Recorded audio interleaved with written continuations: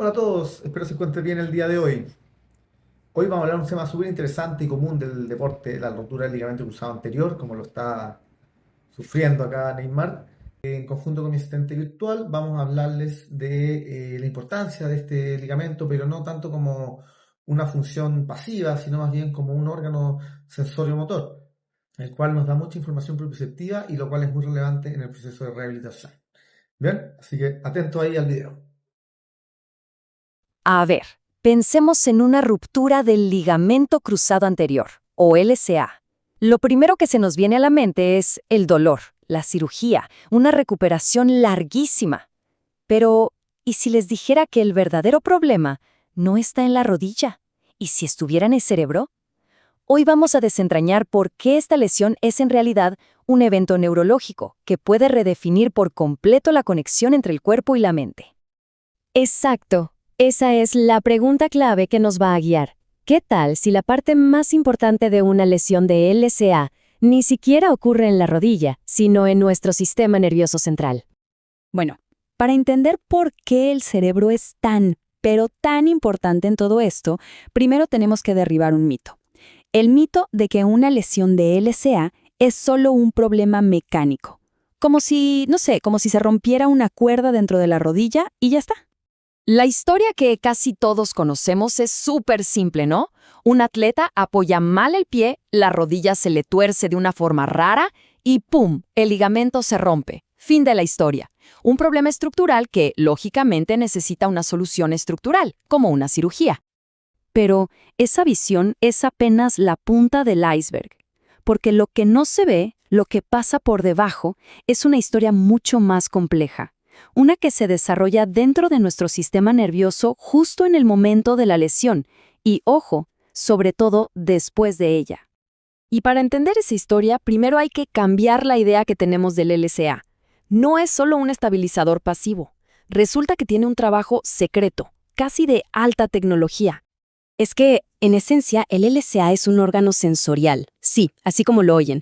Está llenísimo de mecanorreceptores. ¿Y qué es eso? Pues son como unos mini sensores, terminaciones nerviosas súper especializadas que detectan cambios de tensión, de estiramiento, de presión y mandan toda esa información clave sobre la posición y el movimiento de la rodilla directo al cerebro.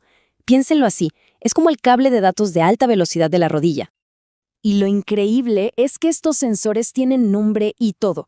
Las terminaciones de Ruffini, los corpúsculos de Pacini, los órganos tendinosos de Golgi, todos trabajan en equipo, comunicándose sin parar con el sistema nervioso central para informarle exactamente qué está pasando en la rodilla en cada milisegundo.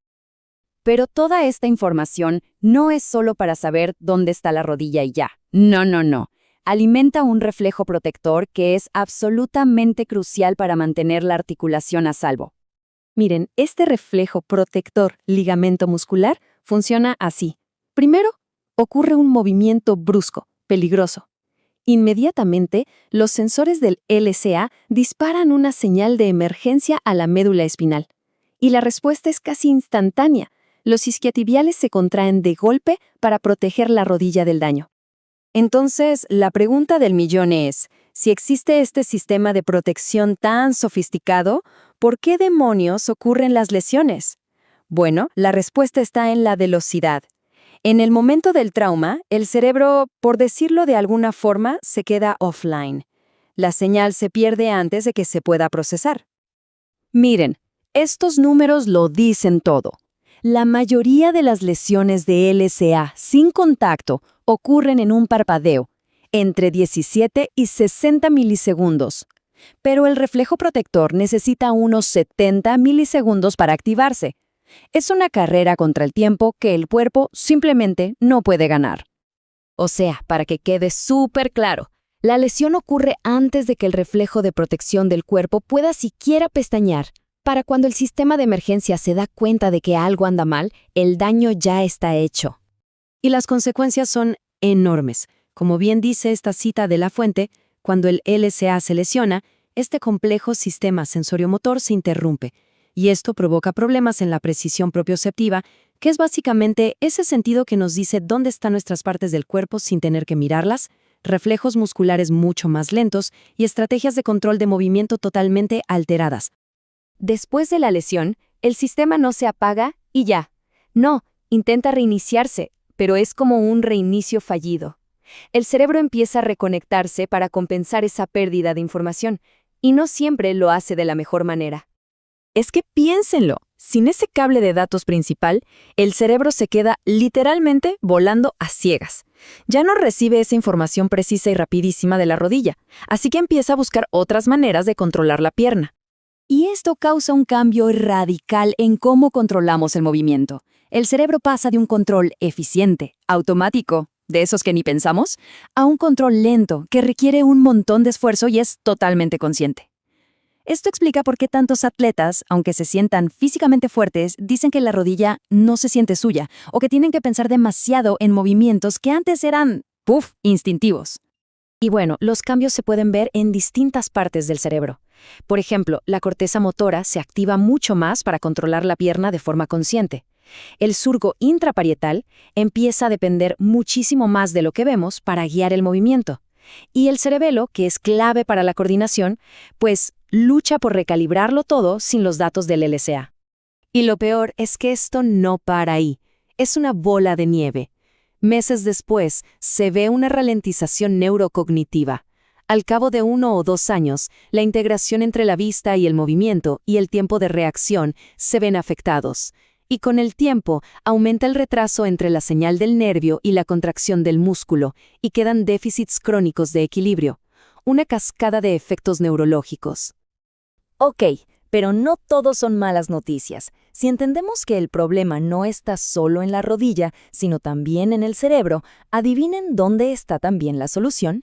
Esto nos abre un camino completamente nuevo para la recuperación: reentrenar el cerebro. La idea es súper potente, pero muy lógica en el fondo.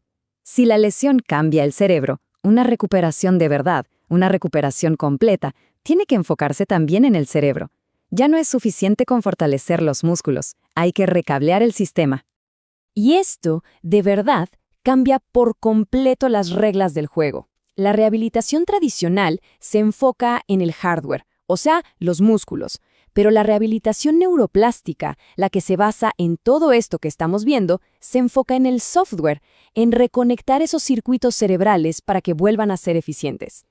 Y para lograrlo, se usan unas tecnologías súper interesantes que básicamente desafían al sistema nervioso para que reaprenda. Cosas como estrategias de enfoque externo, gafas estroboscópicas que parpadean para alterar la visión, pizarras inteligentes e incluso realidad virtual. Todo para forzar al cerebro a adaptarse de la manera correcta. Al final, lo que se busca con todo esto es una cosa: restaurar esos patrones de movimiento eficientes y automáticos que se perdieron. Se trata de reconstruir esa conexión de alta velocidad entre el cerebro y la rodilla para que el movimiento vuelva a ser instintivo, seguro y sobre todo para que se recupere la confianza. Y esto nos deja con una última reflexión. Si una lesión tiene el poder de reconectar el cerebro para mal, ¿acaso una recuperación bien enfocada no puede cambiarlo para bien? Para atletas, entrenadores y fisioterapeutas, la respuesta a esa pregunta abre un horizonte totalmente nuevo. Significa que la prevención y la rehabilitación tienen que ser tanto un entrenamiento mental como físico, restaurando no solo la fuerza de la rodilla, sino la confianza del cerebro en ella. Bueno, esa sería la clase del día de hoy. Espero que hayan aprendido sobre la importancia que tiene el ligamento cruzado anterior y todo el componente más neurofisiológico que este involucra. Nos vemos en una siguiente clase. Adiós.